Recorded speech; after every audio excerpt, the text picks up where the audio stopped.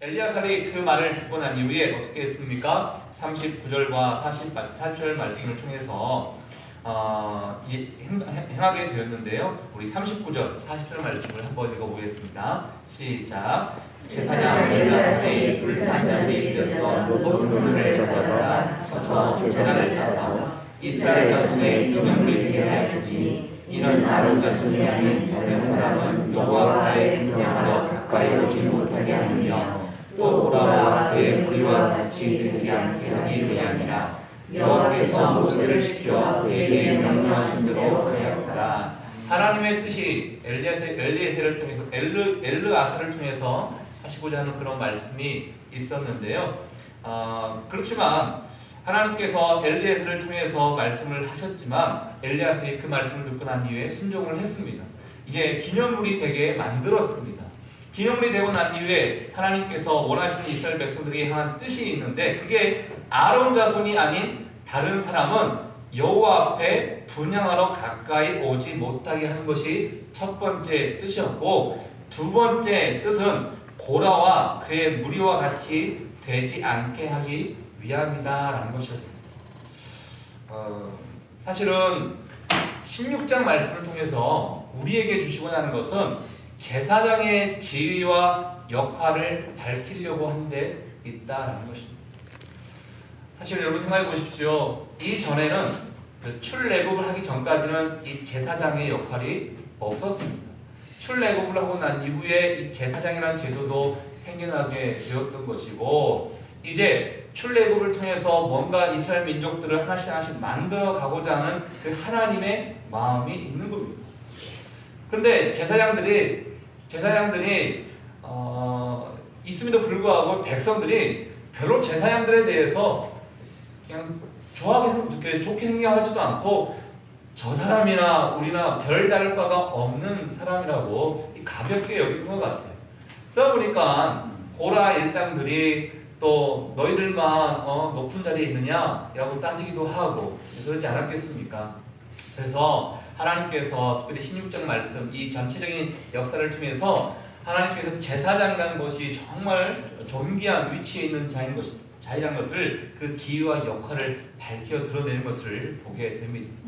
그래서 이스라엘 백성들이 제단을 쌓는 철판을 볼 때마다 이 제사장들만이 해야 되는 이 일이 있구나. 특별히 레위인이라고 한 것도 아니요. 레위인 중에서도 아론 자손들만 하나님의 일을 감당하는 귀한 일들을 하는 것이구나 라는 것을 보여주게 됩니다.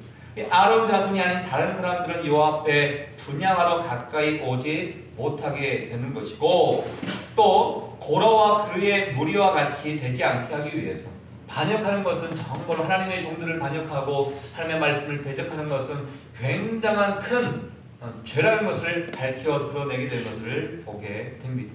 이러한 목적이 있어서 하나님께서 엘리야살을 통해서 제단을 쌓는 철판을 만들게 하시게 된 것을 보게 됩니다. 그런데 이야기가 이렇게 끝나면 참 좋을 것 같습니다. 이스라엘 백성들이 반역을 일으켰고 이제 이런 기념비를 만들게 되어서 이제 본격적으로 좋은 마음을 가지고 이스라엘 백성들이 광야 가운데 들어가게 되었더라. 이러면 참 좋을 것 같은데, 사실 여기 1절 말씀에 보면 또 다른 좋지 못한 이야기가 시작되게 된 것을 보게 됩니다. 우리 41절 말씀 우리 같이 한번 읽어보겠습니다. 시작. 이튿날 이스라엘 자손의 온 백성이 모세와 아론을 원망하여 이르되 너희가 여호와의 백성을 죽였도다 하고. 시간이 많이 지난 것도 아닙니다. 하나님께서 고라의 일당들을 다 물리치시고 난 이후에 시간이 이틀밖에 지나지 않았다라는 것입니다.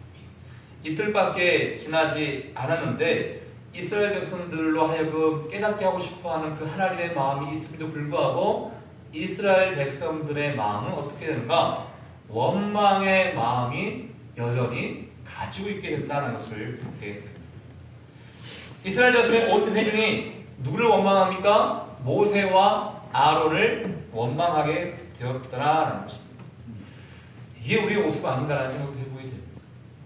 어제까지 막 눈물 콧물 다 쏟아놓으면서 하나님 나 같은 죄인 살리신 그 하나님의 은혜를 찬양합니다라고 고백했음에도 불구하고 다음날 또 죄를 짓고 왜 내 인생이 이것밖에 되지 않는가? 왜 다른 사람과 비교하면서 왜 나는 이렇게 살아가야 되는가? 또 불평하고 원망하는 그 모습이 우리 가운데 있지 않습니까? 저는 한편으로는 이 41절 말씀을 처음 봤을 때는 야, 읽으면서도 지친다라는 생각이 들었는데, 그러나 다시 한번 생각해 보니까 내가 바로 그런 사람이 아닌가 이런 생각도 해보게 되었습니다. 또 하나의 생각은 모세와 아론은 이야기를 들었을 때 어떠한 마음이었을까?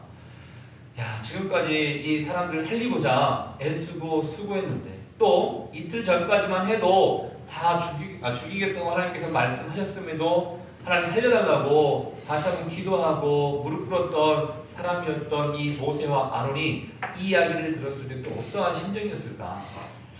이런 생각을 들면서 때로는 주의 몸된 교회를 위해서 애쓰고 수고하고 계시는 많은 사역자님들에게도 이러한 고통이 있을 수도 있겠다. 내가 정말 교회를 위해서, 성도들을 위해서 애쓰고 수고하는데 주변 사람들은 왜 이렇게 일을 하냐고 이런 원망들이 또 들게 된다 그러면 또 받아들이는 사람들이 있을 수도 있겠다. 가정 안에서 우리 어머니들께서 자녀들 위해서, 남편을 위해서 맛있는 밥을 해줬는데 불평하고 맛이 왜 이러냐고 맨날 이것만 주냐고 이런 원망한다 그러면 받아들이는 사람이 얼마나 괴로울까. 정말 내 자신의 유익도 아니요, 내 가문의 어떤 재단 증식을 위한 것도 아님에도 불구한데 원망하고 불평하고 너 때문에 우리 민족들이 이렇게 다 죽게 되고 되는 거 아니냐, 이런 얘기 들었을 때 얼마나 마음이 아팠을까라는 생각을 해보게 됩니다. 더 이야기를 더 드리기 전에 앞서서 혹시 여러분 가운데 내가 가정을 위해서, 내 직장을 위해서, 교회를 위해서, 성도들을 위해서 애쓰고 수고하는데 이 작은 원망과 불평이 내 귀에 들림으로 말미암아 마음 불편하신 분들이 있다면, 하나님의 사람들은 다 이렇게, 특별히 하나님께 귀하게 쓰임받는 모세와 아론도 이러한 것들을 다 겪으면서 갔다는 것을 생각하시면서 하나님의 위로가 함께할 수 있기를 주의 이름으로 축복합니다. 여호와의 백성을 너희가 죽였도다라고 이렇게 원망하고 불평하지 않습니까? 사실 여러분, 이 말도 맞지 않는 말입니다. 여호와의 백성, 여러분, 여호와의 백성이라는 것은 하나님의 말씀을 듣고 따라가야 되는 자들이 여호와의 백성입니다. 그렇다면 이스라엘 백성이 과연 여호와의 백성에 맞는 삶을 살아갔는가? 전혀 그렇지 않습니다. 그리고 원망하고 있는 이 사람들이 왜 우리 백성들을 죽였느냐라고 하면 좀 이해가 됩니다. 그렇지만 여호와의 백성들을 너희가 죽였도다라고 하는 것은 조금 말이 안 맞는 말인 것입니다. 여호와의 백성이라면 말 그대로 그에 맞는 그런 삶을 살아가야 되는 것이죠. 우리는, 여러분, 정체성이 어디 있습니까? 여호와의 백성이기도 하지만 지금 우리는 보통 그리스도인이십니까? 기독교인이십니까? 성도이십니까? 이런 얘기 많이 듣습니다. 이게 우리의 정체성이 되어야 됩니다. 그러면 그리스도인이라는 것은 예수님을 정말 사랑하는 사람이 되어야 되는 것이고, 그리스도인이라면 하나님을 사랑하고 이웃을 사랑하는 사람이 되어야 되는데, 말은 그리스도인인데 우리의 삶과 태도는 그리스도인답지 못한 모습이 있다 그러면 우리는 그 그리스도인의 말이 어울리지 않을 수도 있게 될 것입니다. 그들이 아무튼 너희가 여호와의 백성을 죽였도다 하면서 말이 되지 않냐는 그 이야기를 통해서 원망하게 되는 것을 보게 됐지요. 하나님이 그 원망을 또 듣고 난 이후에 또 이스라엘 백성들을 하나님께서 또 징계를 내리시려고 하는 것을 보게 됩니다. 하나님께서 43절부터 모세에게 말씀하시면서 이야기하시는데, 특별히 45절 말씀 같이 한번 읽어보겠습니다. 시작. 너희는 너희 회중에게서 떠나라. 내가 순식간에 그들을 멸하려 하라 하시매 그 두 사람이 엎드리리라. 하나님이 오래 참지 못하는 것은 아닌 것 같습니다. 그렇지만 징계를 내렸음에도 불구하고 그들이 깨닫지도 못하고 이틀 만에 이 마음이 완팍해져서 다시 죄를 저지른 이스라엘 민족들을 바라보면서 안 되겠다라는 마음을 가지고 또 뭔가 하나님께서 일을 하시려고 합니다. 내가 그들을 멸하려 하노라 라고 모세에게 말씀하셨습니다. 그러면 사실 저 같으면 저도 못 참겠네요. 그냥 하나님께서 알아서 그냥 하시기를 전 옆에서 보겠습니다 라고 할 것 같은데, 또 우리의 위대한 모세는, 또 아론은 어떻게 했습니까? 방금 읽었던 마지막 부분을 보니까 두 사람이 엎드리니라 이렇게 표현되어 있습니다. 기도에 따른 것입니다. 어떤 구체적 이야기를 했는지는 잘 모르겠지만 하나님 앞에 엎드렸다. 근데 그 다음에 나온 내용을 보면 엎드리면서 이러한 이야기를 한 것 같아요. 하나님, 이때는 어떻게 해야겠습니까? 하나님, 이제 하나님께서는 이 멸하겠다고 말씀하고 계시는데 우리는 어떻게 해야겠습니까? 하나님, 우리에게 지혜를 주십시오. 이렇게 한번 기도하고 있지 않았을까라는 생각을 해보게 됩니다. 여러분, 기도는 우리가 어떠한 삶을 살아가야 되는지, 어떤 행동을 해야 되는지를 가르쳐 주시는 방법인 것 같습니다. 하나님, 내가 어떠한 삶을 오늘 하루 살기를 원하십니까? 하나님께 묻기 위해서 이 자리에 나와서 기도하고 있지 않습니까? 마찬가지로 모세와 아론도 이 위기 가운데, 이스라엘 백성들이 닥친 이 환경 가운데 하나님, 나는 어떻게 살아가야 됩니까? 모세와 아론, 주님, 우리는 어떻게 해야 합니까? 이런 마음을 가지고 하나님 앞에 기도했던 것 같습니다. 그러니까 그 마음 가운데 하나님이 가르쳐 주신 것 같은데 46절 말씀을 통해서 기도의 결과가 나오게 된 것을 보게 됩니다. 46절 있습니다. 시작. 이에 모세가 아론에게 이르되 너는 향로를 가져다가 제단에 불을 그것에 담고 그 위에 향을 피워가지고 급히 회중에게로 가서 그를 위하여 속죄하라. 여호와께서 신고하셨으므로 용병이 시작되었습니다. 모세는 그럼에도 불구하고 백성들을 마음에 품게 되는 것을 보게 됩니다. 하나님께서 이스라엘 백성들을 멸하려고 하지만 지금 우리가 가장 먼저 해야 할 것은 우리가 백성들의 죄를 대신해서 하나님께 용서를 구해야겠다. 이러한 기도에 대한 그런 마음을 하나님께서 주신 것 같습니다. 그래서 모세가 아론에게 시킵니다. 향로를 가져다가 제단에 불을 그것에 담고 그들을 위해서 속죄하십시오. 빨리 가서 속죄하십시오 라고 이야기를 하게 됩니다. 이게 우리의 모습이면 얼마나 좋겠습니까?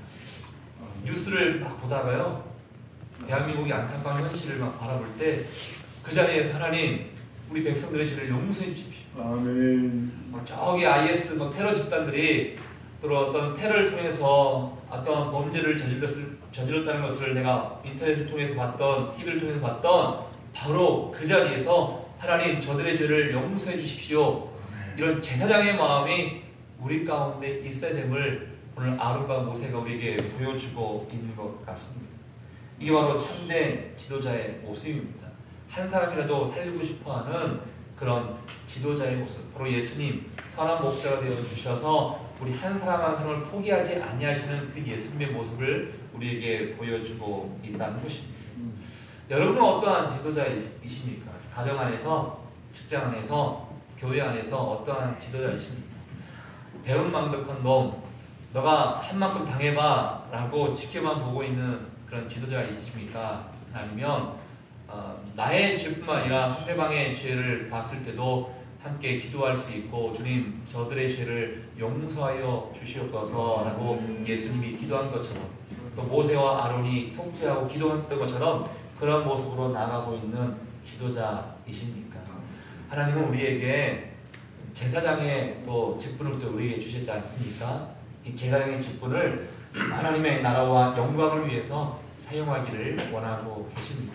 저는 그런 사람들이 여러분 될 수 있기를 주의 이름으로 축복합니다. 그랬더니 어떻게 됩니까? 우리 47절, 48절 말씀 읽어보겠습니다. 시작. 모세의 명령을 따라 향로를 가지고 회중에게로 달려간즉 백성 위에 정령이 시작되었습니다. 이에 백성을 위하여 속죄하고 죽은 자와 산 자 사이에 섰을 때 영광이 그치니라. 하나님께서는 이제 그들을 멸하기 위해서 일을 시작했습니다. 일을 시작했지만 아론과 모세가 주님 용서해 주십시오, 속죄하는 그런 하나님 앞에 속죄 제사를 드렸더니 어떻게 된가? 연병이 그치게 되었더라라는 것입니다. 연병이 그치게 되었다. 사실은 하나님께서 그치게 하셨지만 이 모세와 아론의 속죄 때문에 그치게 된 것을 우리에게 보여주고 있습니다. 사실 이스라엘 백성들에게는 이 모세, 특별히 이 아론이 대대로 이 속죄를 했기 때문에 아론의 진가가 드러나게 된 것을 이렇게 보게 됐지요. 제사장이며 백성의 죄를 속죄할 수 있는 적임자가 바로 이분이구나 하는 것을 제가 16장 말씀을 통해서 제사장의 지위와 역할을 드러내게 하셨다고 했지 않습니까? 오늘 말씀을 통해서도 이 아론의 지위와 역할을 드러내게 된 것을 이렇게 보게 됩니다. 그가 어떤 위치에 있었습니까? 죽은 자와 산 자 사이에 있었다는 것입니다. 아멘. 제가 말씀드린 부분 우리가 있어야 할 자리가 어디인가? 우리가 있어야 할 자리라는 제목을 가지고 말씀을 전하고 있는데요. 우리가 있어야 할 자리가 바로 죽은 자와 산 자 사이에 있어야 할 자리 아니겠습니까? 아멘. 그래서 죽어가고 있는 많은 사람들, 이미 죽어가는 사람도 있습니다. 그렇지만 죽어가는 것을 우리가 그냥 봐서는 안 되지 않겠습니까? 죽어가고 있는 모습들을 보고 있을 때 그 죽어가는 자와 산 자 사이에서 제사장의 역할을 감당하기를 주님은 우리에게 원하고 있습니다. 이 사명을 위해서 또 사람 살리는 교회를 불러주셨고 여러분 한 사람 한 사람을 불러주신 줄 믿습니다. 아멘. 오늘 하루도 죽어가고 있는 사람, 아멘. 야, 저 사람 이렇게 놔뒀다가는 죽을 텐데, 저 사람 이렇게 놔뒀다가는 지옥에 떨어질 텐데 라고 생각하는 사람들 보일 것입니다. 그렇다면 그 보이는 그 자리에서 죽은 자와 산 자 사이에서 중보하며 속죄할 수 있기를 주의 이름으로 축복합니다. 아멘. 하나님께서 그 일을 여러분에게 맡기셨습니다. 아멘. 저에게 맡기셨고 여러분에게 맡기셨습니다. 아멘. 그 은혜가 여러분 가운데 함께 할 수 있기를 주의 이름으로 축복합니다.